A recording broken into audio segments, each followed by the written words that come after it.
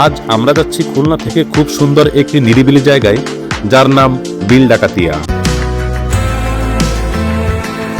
খুলনার অনেকেই হয়তো এই বিলের নাম জানেন, কিন্তু ভিতরের সৌন্দর্য অনেকেরই দেখা হয়নি। খুলনার বিভিন্ন জায়গা থেকে এই বিলের ভিতর প্রবেশ করা যায়।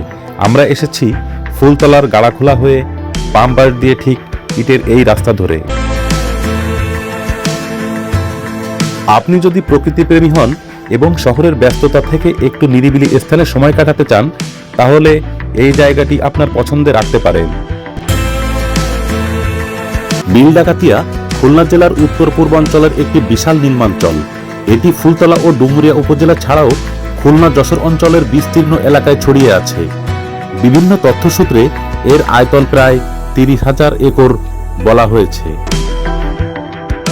বর্ষাকালে পানিতে যখন বিলের বিস্তীর্ণ এলাকা ভরে ওঠে, তখন এখানকার দৃশ্য হয়ে ওঠে একেবারেই অন্যরকম।